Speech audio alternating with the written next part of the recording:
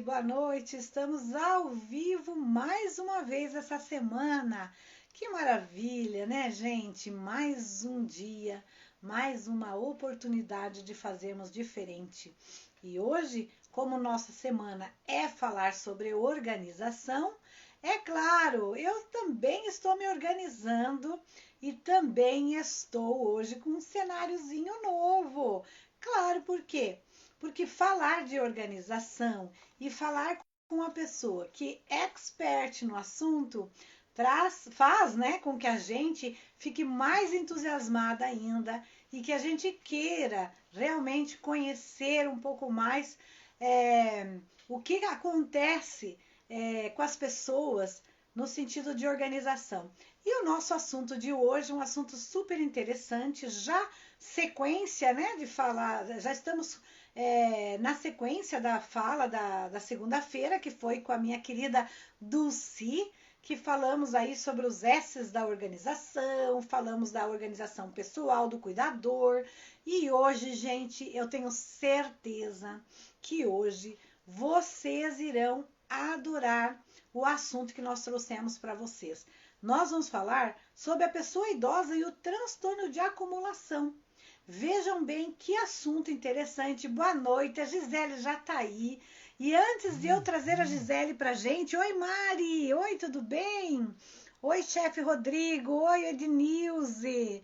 Ai, que delícia ver vocês. Wanda, Marineive, Máximo Maza, olha quanta gente legal. Eu vou pedir para vocês, peguem essa setinha que está aqui no canto do telefone e vamos convidar as pessoas para a nossa live, gente. Quanto mais pessoas estiverem conosco hoje, mais nós iremos compartilhar o conhecimento aí da Gisele no sentido da organização da pessoa idosa, o porquê que a pessoa idosa às vezes é tão acumuladora, né? Vamos passar aí, eu já fiz os meus convites e agora eu vou convidar a Gisele aqui para e vão convidando os amigos de vocês para nos assistirem. Oi, Meire, querida, Ana Gouveia. Oi, Gisele. Olá, boa noite. Obrigada por aceitar o nosso convite. Olha que delícia. Muito obrigado, viu? Então, né, hoje eu estou dizendo aí para os nossos convidados que nós estamos fazendo uma sequência na semana falando sobre organização emocional, organização física, organização no trabalho. Olha o Giovanni ali, neto de aluguel, super interessado no nosso assunto também, né? Olha, pessoal lá de Minas Gerais, que delícia, né? Que bom. Lauro, seja bem-vindo na nossa live, Marinalva, a Luana. E aí, hoje eu fiquei assim muito surpreendida, Gisele, quando eu fui apresentada para o seu Instagram primeiro, através da minha amiga querida, né, a Dani, aí a Anne, que nós fizemos um evento na semana passada, e eu comentei, falei, eu queria tanto falar sobre organização, gostaria de falar sobre essa questão do transtorno de acumulação com as pessoas, porque às vezes a pessoa chega na casa do idoso e não sabe o que fazer, é tanta coisa para mudar, e se é possível mudar. E aí você aceitou o convite, sou muito grata. Então, antes da gente falar do nosso assunto, eu gostaria que você se apresentasse para os nossos colegas, por favor. Obrigada. Acho que está dando uma... Deu? Melhorou? Então, eu sou Gisele, como você falou, eu também sou de Florianópolis, né? Mas eu moro em Joinville há mais de 20 anos. A minha primeira formação foi fonoaudiologia, por isso que eu entrei nesse universo aí das pessoas idosas, trabalhei muitos anos em hospital, principalmente com a parte de alimentação, né, dos pacientes neurológicos. Depois acabei fazendo um curso de cozinha, né, me formei como cozinheira técnico, e aí, por último, me formei como personal organizer. Então, eu junto essas três profissões para fazer um atendimento personalizado às pessoas idosas agora. Nossa, que maravilha, que bom. Olha que no nosso curso de cuidadora 5 estrelas, que agora no ano que vem nós vamos estar com mais um produto para as cuidadoras também, a gente tem fonoaudióloga, a gente tem nutricionista que fala sobre alimentação, mas uma coisa que mais me chamou a atenção foi essa parceria que você fez com esses cursos todos, trazendo você, né, para um universo tão bacana que é esse universo do idoso. Mas antes de falar sobre o transtorno da acumulação, eu gostaria que você contasse aqui para os nossos seguidores, para os nossos colegas, que eu não sabia, e foi você que me falou, que existe uma diferença entre uma pessoa desorganizada e uma pessoa com transtorno de acumulação. A desorganização é uma coisa e a acumulação é outra, né? Vamos começar por aqui? Pode ser.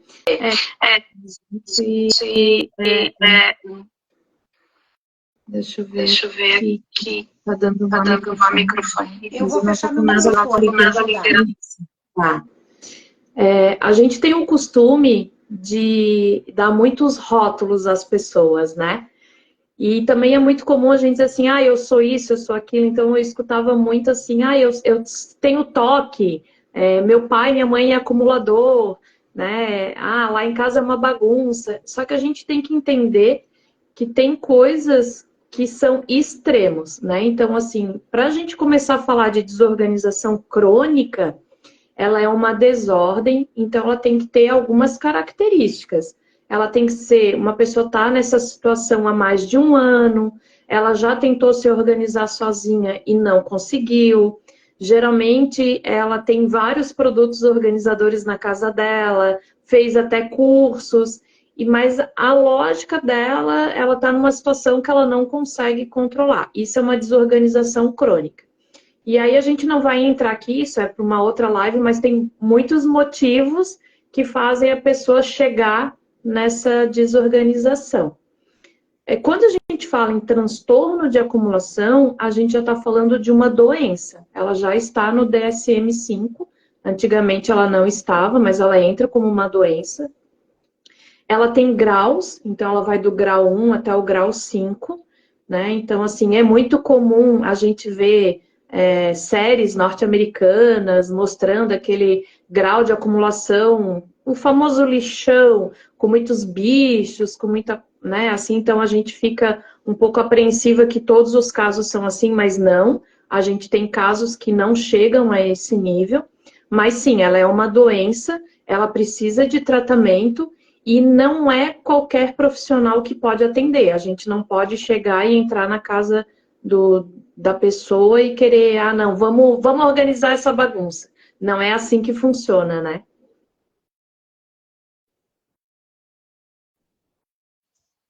Deixa eu te fazer uma pergunta.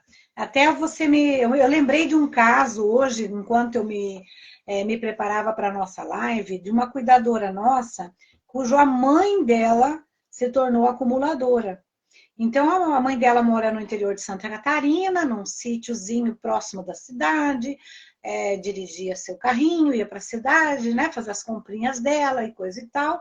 E num determinado momento, a família, né, os filhos detectaram isso, começaram a perceber que ela não jogava mais nada fora, não guardava caixinha, guardava pet, guardava isso e tal. E isso só acontece com a pessoa idosa ou é com o processo do envelhecimento? O que você me diz? Não. O transtorno de acumulação ele pode acontecer em qualquer idade. Só que o que acontece é que existem alguns gatilhos que acontecem ao longo da vida que podem fazer com que esse transtorno de acumulação ele comece a ser visto de uma maneira mais frequente e aí por isso das pessoas idosas, né? Então, assim, ela já tem uma característica de guardar muitas memórias, né? Então, assim, vamos dar um exemplo. Uma pessoa que hoje tem lá 80, 70 anos, que naquela época era difícil de conseguir as coisas ou quando se comprava alguma coisa era um bem para a vida inteira. Não é que nem hoje que as coisas são feitas para durar 3 anos e a gente trocar. Então, ele já tem essa questão de guardar, de achar que vai precisar algum dia. E aí os filhos saem de casa, então a gente tem aí a síndrome do ninho vazio, né? Alguns filhos começam a deixar coisas na casa dos pais porque não tem espaço ainda para guardar na sua casa, e aí os pais começam a ter essa questão de guardar as suas memórias, de ter mais apego, e isso pode ser um gatilho, sim. O que é legal dizer, legal assim, só para as pessoas entenderem, é que o apego e a dificuldade de desapegar, ela não é somente com coisas sentimentais. O transtorno de acumulação, ela tem essa diferença. Porque uma coisa é você guardar os seus pertences, as memórias da sua família. Isso aí é uma questão até cultural, algumas culturas têm isso mais do que outras. A questão de destralhar, que a gente chama, é que está envolvida no transtorno de acumulação. Então, independente do valor do item, a pessoa quer manter aquilo. Então, por exemplo, caneca quebrada, caneta esferográfica sem tinta, lata de tinta sem a escrita ali, não está mais funcionando, latas de tinta de pintar parede, mas que acha que vai precisar, está mofada, mas ela continua guardando. Então, independente do valor financeiro ou sentimental, ela tem uma dificuldade. Mas sim, a pessoa idosa, ela tem uma predisposição, digamos assim, porque ela já vem guardando essas memórias, né? Mas não quer dizer que todo idoso vai ter o transtorno de acumulação. Entendi. E também você falou, assim, algo que me deixou reflexiva, porque aqui em Portugal, eu estou agora vivendo uma experiência nova como cuidadora aqui em Portugal, já faz 1 ano e meio. E é incrível como a gente chega na casa das pessoas e tá tudo muito, muito velho, sabe? Tá tudo muito antigo. A maioria das casas tem muitas coisas antigas, tem um mau cheiro. Sabe aqueles tapetes persas, assim, eles estão, assim, muito velhos já. E a pessoa tem poder aquisitivo.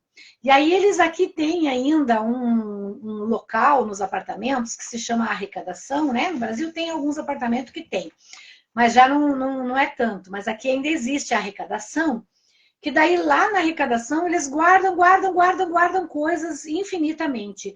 Muitas panelas, muita louça, muito tudo, sabe? Mas eu acho que o transtorno de acumulação, eu acho que é quando a pessoa realmente ela começa a não conseguir mais transitar, como você falou, em níveis, né?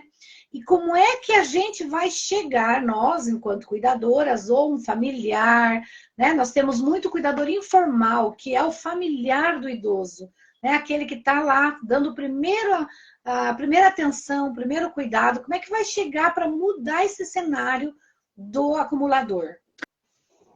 Então, uma das coisas que a gente precisa ter cuidado é que nós estamos falando assim, se a gente está pegando um transtorno de acumulação, a gente está falando de uma doença. Então, a primeira coisa que a gente precisa saber é que a gente não pode tirar essa dona da casa ou dono da casa. E assim, vou aproveitar para pagar uma viagem para o meu pai ou para minha mãe, e quando ele voltar, a casa está organizada. Isso pode provocar, inclusive, um surto. A pessoa, ela não se sente mais pertencente àquele lugar. Então, a gente, até hoje no Brasil, está muito comum as pessoas que fazem faxinas, que agora são os personal cleaner, mostrar isso, que são chamados pela família, vão lá, limpo tudo, organizo tudo. Só que não mostra o depois. Inclusive, nos Estados Unidos, essas séries de acumulação, elas foram tiradas do ar pelo grande índice de suicídio, pós arrumarem a casa. Porque aquilo ali é a mente da pessoa. A nossa bagunça externa e a nossa bagunça interna, ou a nossa ordem interna e externa, elas estão muito ligadas. Então, se você mexe em um, você acaba mexendo em outro, né? Antigamente a gente dizia, tá estressado, vai pescar. Hoje a gente diz, tá estressado, vai arrumar uma gaveta. Né? Então, assim, mexe com a cabeça. Agora, imagina você tá com uma casa de um jeito, você sai, 3, 4 dias depois você volta, a casa tá outra e tiraram todos os teus bens, que para você aquilo era imprescindível, você ia precisar daquilo. Então, uma das coisas que a gente sempre fala para a família é que não pode fazer escondido da pessoa que está nessa situação. Mesmo que não seja essa doença, que está só num processo desse acúmulo que a gente diz aí o normal, né? De tentar guardar as suas lembranças, muitos papéis, é que a pessoa que é dona daquilo ali, ela precisa estar participando. Agora, pensando assim na questão do cuidador, eu faço muito planejamento de rotinas e organização residencial para os idosos. Então, eu lido com os cuidadores, principalmente com os familiares. O que a gente tem que falar, né, e que você também deve fazer isso, é a questão da rotina. Então, independente se ele fica em várias casas ou uma casa só, o idoso ele precisa ter uma rotina, independente da casa que ele está. Né? E o cuidador entra muito nisso. Então, vamos supor que é uma senhora que gosta de costurar. Só que ela tem um excesso de coisas de artesanato, vamos supor, né? Então, aquele ateliê cheio de botão, de linha, que está tudo misturado.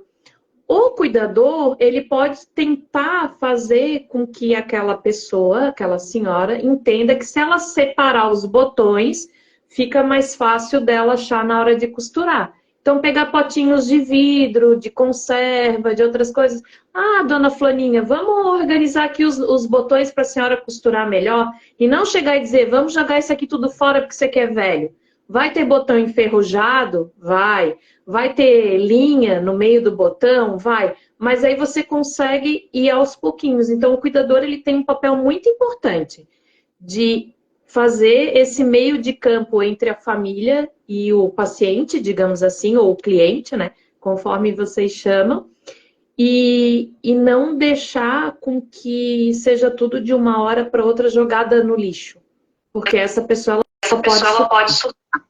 E uma coisa bacana é que você falou mesmo, porque as cuidadoras, recentemente, algumas das nossas cuidadoras, né, do nosso instituto, fizeram um curso de cuidadora estimuladora. E a Dani, né, e a Anne falaram no curso, e eu também já segui há muitos anos aí um perfil, cuja idosa já faleceu, onde a cuidadora, ela era expert em organizar a casa com a idosa. Só que o que ela fez? Ela criou um vínculo afetivo com a idosa, né? Uma parceria, um respeito tão bonito, que as duas faziam juntas as coisas. Isso. Então, isso não chocou, né? Não deixou a idosa frustrada, porque ela entendeu que cada dia ia organizando uma coisinha. Uma coisa que eu me lembrei também agora, né? Você vê como é incrível, como a memória da gente traz coisas importantes. A minha avó, quando teve o Alzheimer, foi diagnosticada de Alzheimer, ela vivia sozinha. E aí foi preciso colocar uma cuidadora e quando eu soube disso, é claro, eu fui fazer uma visita para ela. Então, a churrasqueira não era mais de pôr lenha, era de pôr garrafas PET. Ela colocava todas as garrafas PET na churrasqueira e as sacolinhas, as bolsinhas, a sacola de papel, de plástico, tudo lá naquela, onde era, no caso, o antigo salão de festa. E ela ia acumulando ali as coisas dela. Também me lembro de uma cliente minha em São Paulo, que ela viveu sozinha também muitos anos, e ela começou a acumular coisas ao lado do fogão a gás. Caixas de tudo que é tamanho, caixa de fósforo, principalmente, né? A caixa de fósforo. E aqui na Europa é muito comum também a gente ver essas casas lotadas de coisas, um absurdo. E às vezes a gente não sabe como agir. Eu tenho muita cautela para agir com a pessoa idosa, sabe? Mas eu nunca tinha parado para pensar nessa questão da acumulação. E isso pode afetar a saúde da pessoa idosa, né? Eu acho que, assim, a qualidade de vida, o dia a dia, o bem-estar, como é que a gente pode ver isso? Então, quando a gente fala em transtorno de acumulação, vamos pensar que a gente tem os níveis. Então, o primeiro nível, ele é uma coisa bem sutil.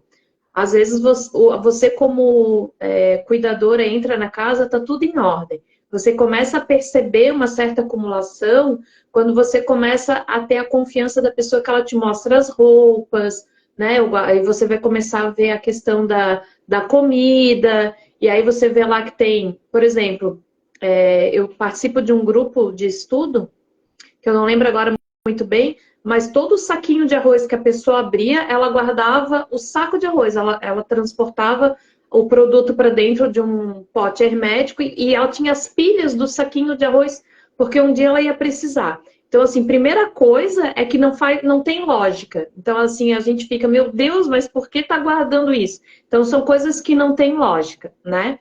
Segundo item, é quando a gente vê também, assim, que a gente pode ter um alerta, é quando a pessoa já não gosta de receber.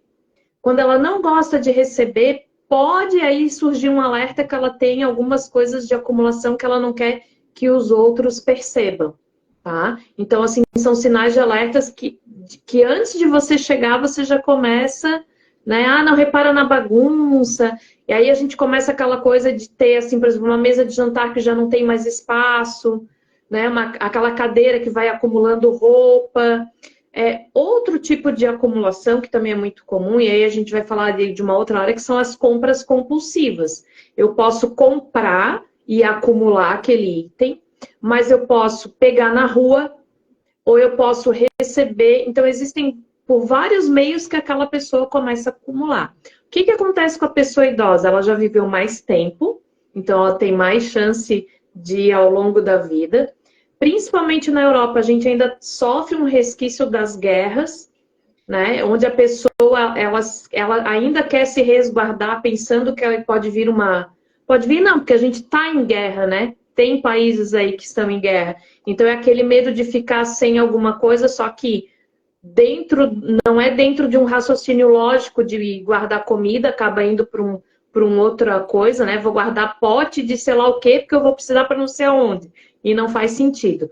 O que eu vejo muito, sabe, Sônia, é que assim, ó, muitas vezes é o familiar que vai te contratar, não é a pessoa idosa. E ela quer que o cuidador, além de cuidar da pessoa, faça a limpeza da casa, fique fazendo atividades cognitivas. Existe a questão do levar para, né? Levar para o médico, levar para outros lugares. Então, são várias profissões numa só, né? E o cuidado maior que eu acho que a gente tem que ter é isso que tu falasse.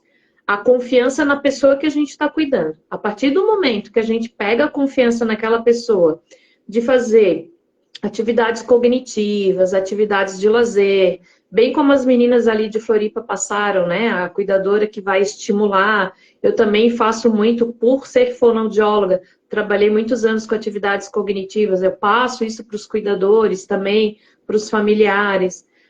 Existem coisas na organização residencial que a gente pode trabalhar também, né? Então, assim, a gente começa e pelos cantinhos, como a gente diz, a gente começa comendo pelas beiradas. A partir do momento que você pega confiança, você mesmo como cuidadora, você consegue entender um pouco a lógica daquele idoso. E aí você vai conseguindo ajudá-lo a ver o que é uma tralha, que é aquilo que não serve para nada. Então, eu vou dar um exemplo bem assim. Eu estava com uma senhora que tinha esse ateliê, e ela dizia que ela guardava muitas coisas de artesanato porque ela tinha uma neta que gostava de fazer artesanato. Então ela queria deixar aquilo para a neta. Eu falei, então quem sabe a senhora já chama essa neta, já vai passando para ela, ver o que ela quer. E quando a neta chegou, a neta disse que não queria nada daquilo. E foi muito frustrante para a avó saber que estava guardando, né? Então ela de repente quis jogar tudo fora porque a neta não queria mais. Então, às vezes, a situação do acúmulo não é tão acúmulo. Ela queria dar de presente, ela queria deixar de herança para a neta. E a neta falou: não, vó, eu não gosto disso, eu não quero. Então, assim, não teve também aquele feeling de dizer: não, vó, eu aceito e depois jogar fora, né? Mas não teve, a avó ficou tão triste que daí ela acabou se desfazendo. E era coisa, meu Deus do céu, era muita coisa de artesanato. Olha só, lembrei de mais um episódio aqui, você falando, né? Nós, um pouco antes de eu vir para cá, em 2022, eu recebi um chamado de uma das nossas cuidadoras lá em Florianópolis, que a idosa que ela estava cuidando faleceu. E os filhos vieram, né, eram dois filhos homens e duas noras, né? Olharam a casa e falaram para ela assim: Cada um de nós vai tirar o que nós queremos da casa, que são coisas mais pessoais mesmo, né? Um retrato da parede, uma fotografia do neto, uma coisinha ou outra, né? E o restante, tu vai ligar para as instituições e vai mandar buscar as coisas. E ela me chamou para fazer esse trabalho junto com ela e fiscalizar isso. Você não tem ideia a quantidade de roupa, de louça, de equipamento, de coisas que aquela mulher tinha. E é Florianópolis, agora me deu esse start, assim, de todas as experiências que eu passei. Eu conheço pessoas que têm um acúmulo, que tem lugares da casa, por exemplo, a sala, né? Que há 20 anos a idosa não entra mais. E tudo foi guardado naquela sala, para abrir espaço para o quarto da empregada, e para o quarto da cuidadora, e daí tem duas geladeiras, porque não foi descartado uma, mas foi comprado uma nova. Depois tem um frigorífico, mas foi comprado mais um, porque aquele lá estava muito velho. Tinha 3 máquinas de lavar na lavanderia. Uma nova e 2 velhas que estavam lá, porque eles não descartam os produtos. E aí a gente, né, não consegue, como você falou, o cuidador ele é multifuncional. Mas só que ele não consegue ter uma visão. Eu não tinha essa visão de chegar e falar assim, olha, família, eu queria dar uma sugestão para vocês, né? Vocês poderiam chamar uma pessoa que é especialista em organização para vir aqui conversar com a senhorinha, para começar a fazer um pouco de descarte, descartar as coisas até para o bem-estar, para a saúde mental dela, né? Começar a organizar aquilo, para que aquilo ficasse mais bonito. Era muita bagunça. Você tinha que ficar assim, sabe, passando em volta de tantas cadeiras, de tantas mobílias. E como existe isso no nosso Brasil, né? E até antes da gente falar sobre esse assunto, eu achei que era só fora do Brasil, que era aqueles episódios lá dos Estados Unidos e tudo mais, né? E que bom que você aí nessa área, né? E o que mais, e como você pode oferecer o teu trabalho, por exemplo, para que a gente, nós cuidadores, a gente possa dividir contigo esse fardo, né? Para que não caiba só para nós chegar na casa e termos que fazer tudo e ter que explicar que isso é um transtorno de acumulação. E você pode entrar nesse meio junto com a gente. Antes de te responder, eu só quero ali que o Vitor escreveu, né, que os pacientes têm algumas funções ou fatores genéticos que estressam e que o excesso dá um conforto.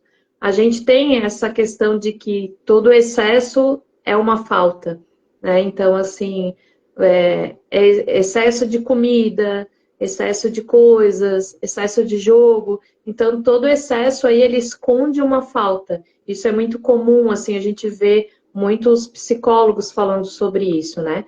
E com relação ao transtorno de acumulação doença, o personal organizer, ele só entra na casa da pessoa depois que o psiquiatra e o psicólogo deram ok, tá? Então, assim, por se tratar de uma doença, mesmo que a família converse comigo, se tiver um nível ali 3, 4 e 5, a gente não pode atender. Essa pessoa precisa estar tomando medicação, precisa estar fazendo acompanhamento psicológico. Por quê? Porque quando a gente vai na casa dessa pessoa, ele vai achar que nós estamos roubando ele. E isso é bem comum. Achar que, né, você já deve ter passado por isso, do idoso dizer, não, tá aqui, quer tirar minhas coisas porque quer roubar, quer pegar para si. Então é bem complicado. Então, com o transtorno de acumulação, a gente tem que ter esse cuidado. Com nível 1 e 2, a gente consegue sim entrar em contato com a família. Eu sempre entro com a pessoa idosa, não entro direto na organização, faço essas atividades cognitivas, planejamento de rotina, às vezes até me chamo para dar uma orientação de alimentação devido a, né, a disfagia, a se afogar, enfim. Então, eu vou entrando por esse lado até chegar na organização. Aí sim eu consigo fazer a organização, às vezes com o cuidador, às vezes com o familiar e o idoso junto. Uma coisa que você falou ali de ter 2 geladeiras, de ter, né, isso é bem comum, porque assim, a gente tem que entender que a pessoa que tem o transtorno de acumulação, ela está em desorganização crônica, assim, né? Ela não acha as coisas, porque tem muito acúmulo, tá? Tem muita coisa. E aí o que que acontece? Ela quer um martelo, ela não acha, ela vai lá e compra outro. Aí ela não sabe onde é que ela colocou. Aí quando ela precisa, ela vai lá e compra outro. Então, a desorganização crônica, ela pode andar ali bem paralelo à questão do transtorno de acumulação, né? Então, a gente costuma dizer que nem todo desorganizado crônico é acumulador, né? Ou tem o transtorno de acumulação. Mas quem tem o transtorno de acumulação está com o pé na desorganização crônica, porque a casa vai ficar bagunçada. A gente tem alguns transtornos de acumulação, eu já tive alguns pacientes, eu costumo dizer pacientes porque eu misturo a fono né, com a parte de organização, que são acumuladores, só que a questão do acúmulo está organizada. Eles não são desorganizados crônicos. Eles sabem até a quantidade de coisas que eles têm. Por exemplo, parafuso. Tem muito, prego, mas está tudo em caixinha, tudo organizado. Está enferrujado, tem demais, mas está organizado. Então, assim, eu acho que a gente consegue fazer um bom trabalho com os cuidadores, principalmente na parte educacional, né? Assim, de educar essa família. Outra coisa que é bem legal, sabe, Sônia, é quando assim, ó, sabe, uma pessoa idosa mora 30 anos numa casa e de repente um dos cônjuges mora e ele vai morar com a família, né? Ou vai sair de uma casa maior para uma casa menor. Precisa ter no quarto, na sala, alguma coisa que remeta à casa anterior. Seja uma cômoda, seja uma parte da decoração. E muitas vezes os filhos não querem que ele vai para minha casa, mas pelo menos no quarto que aquele idoso vai ficar, que tenha um item, um móvel que seja dele, para ele se sentir pertencente àquele lugar. Senão ele sempre vai ser uma visita. E muitas vezes isso a família não entende. E isso é uma das coisas que os cuidadores podem ajudar. Oh, será que não tem, né, um quadro, uma decoração que ele gostava na casa antiga, que pode trazer, que pelo menos naquele cantinho, o idoso se sente como sendo dele, né? Gente, olha que bacana essa dica aí da Gisele. E me faz aí uma reflexão muito importante em relação às instituições de longa permanência para idosos. Os lares de idosos, a grande maioria deles, eles preparam aqueles casarões meio estilo hospital, tudo muito engessado, tudo muito branco, tudo muito, né? Eu visitei um que era tudo verdinho, o outro era tudo azulzinho, né? E em 2007, a primeira vez que eu vim para a Europa, eu visitei um lar de idosos, o qual eles alugavam, né? Eles hospedavam o idoso neste quarto, por exemplo, mostravam a suíte para a família e dizia, vocês mobiliam. Então, a família trazia a cama, trazia móveis de dentro da casa do idoso, pertences pessoais. Eu conheci, inclusive, um senhor que era do exército, então havia ali os brasões, né? Alguns quadros dele na época que ele serviu, etc.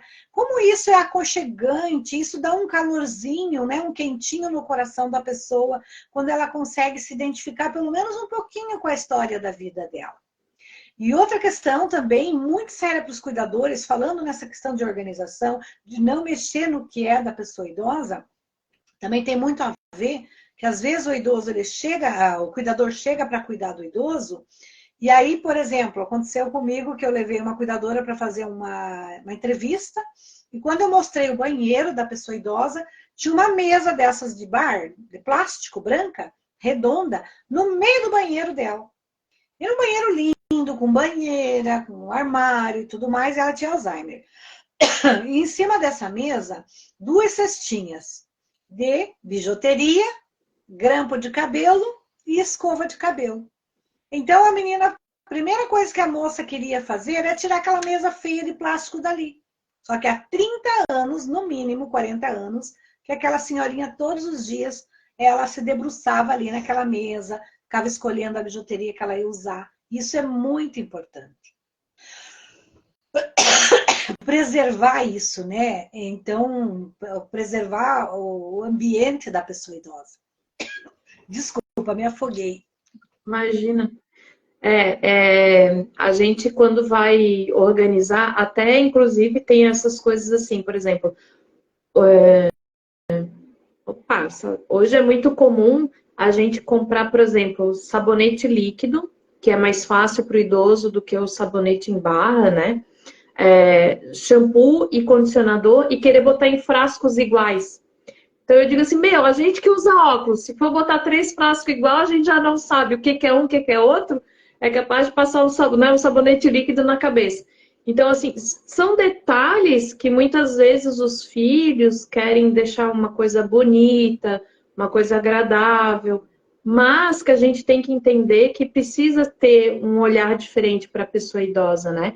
Então, não adianta botar um shampoo e um condicionador, por exemplo, em frasco igual. Eles não vão saber o que que é um, o que que é outro. Escrever com uma letrinha pequenininha, shampoo, como a gente faz numa organização tradicional. Usa muitas etiquetas, né, para colocar nos guarda-roupa. O idoso tem que ser uma letra muito grande.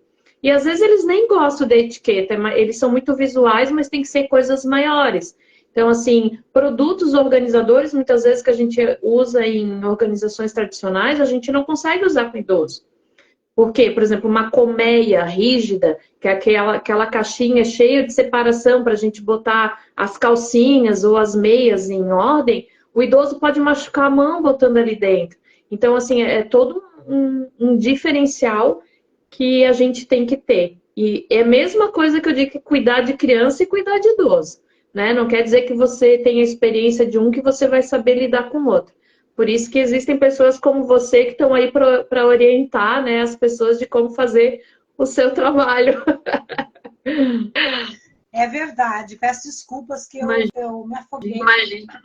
Eu tenho um problema na minha garganta e de vez em quando, se eu não tiver com a aguinha aqui do lado, eu me afogo. E hoje eu esqueci de pegar o meu copinho de água.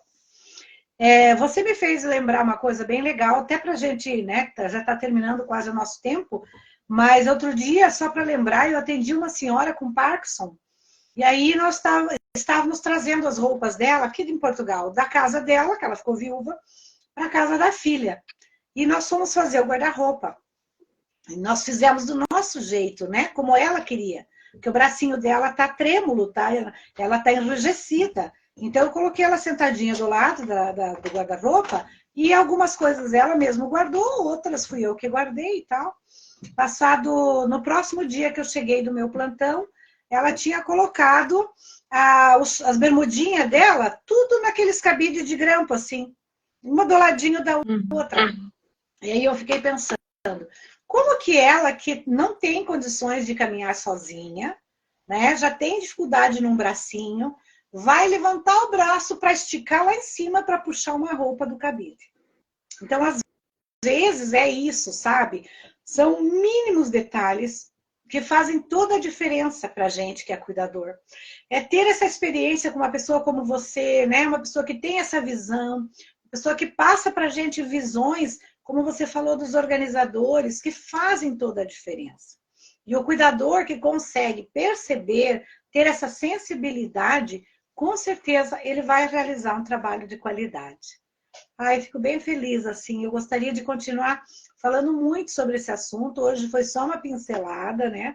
Tem muita coisa ainda para ser dita. E eu gostaria que você deixasse aí uma mensagem final para os nossos cuidadores, né? E também falasse um pouquinho do seu Instagram. Se você quiser também oferecer o teu trabalho, fique bem à vontade. Tá bom, tá bom. Eu acho que o amor que a gente tem pelo trabalho é o principal, né? Se a gente não tiver muita técnica, mas tiver a dedicação e saber que aquela pessoa que está ali realmente está precisando da gente, a gente vai dar um jeito, né? É claro que entender, estudar é preciso, a gente precisa, assim, cada vez ler mais, entender do que a gente tá atuando. Os nossos idosos estão cada vez com uma longa permanência, né? E cada vez eles estão em busca de autonomia e independência, né? Então, assim, a primeira coisa é tentar fazer com que eles continuem com essa independência e essa autonomia o quanto eles podem. A gente também não pode tentar fazer tudo por eles, né? A gente está ali para auxiliar no que eles não conseguem de uma determinada maneira. Eu acho que isso é importante. A gente tem até um termo que a gente usa dentro da fonoaudiologia, que é quando o idoso ele começa a parar de conversar por conta das outras pessoas responderem por ele, né? Então, assim, isso é muito comum. A pessoa tem condições, mas, por exemplo, a gente vê muito isso no médico, né? O filho começa a responder por ele. E aí ele vai ficando acanhado e vai deixando de falar. E então a gente precisa, como cuidador, estimular para que ele possa ter ali a sua opinião, o seu gosto, claro que preservando algumas doenças que a pessoa não tem mais essa condição, né? O meu atendimento para pessoas idosas é basicamente isso, é um planejamento de rotina e, né, e uma organização residencial voltada para a pessoa idosa, então eu acabo fazendo pós-luto, né, organização pós-luto, acabo pegando transtornos de acumulação, desorganização crônica, então eu faço esse trabalho um pouco diferenciado do que geralmente a maioria entende como personal organizer, né? A gente tem um foco voltado realmente para a pessoa idosa. Quem quiser conversar no Instagram, né, tá ali em cima, Gisele Luiz Personal Organizer, fica à vontade, eu adoro um papo, a gente troca aí uma figurinha, não tem problema. Que legal. Que maravilha, Gisele. E eu fiquei muito, muito interessada nesse pós-luto, porque uma das coisas que eu mais me dedico sempre é falar para os cuidadores tomarem muito cuidado com o paliativo e o dia do luto, né? Imagine o pós-luto como deve ser difícil. Mas isso, vamos deixar o pessoal aí com água na boca para uma próxima ocasião. A Gisele vir contar um pouquinho dessa experiência para nós. Querida, muito obrigado aí, tá? Obrigada por ter aceito mais uma vez aí o nosso convite. E eu tenho certeza que as nossas cuidadoras amaram. Vamos passar essa live para nossas alunas. E olha, gratidão mesmo. Bons negócios na sua vida e seja muito feliz. Imagina para vocês também.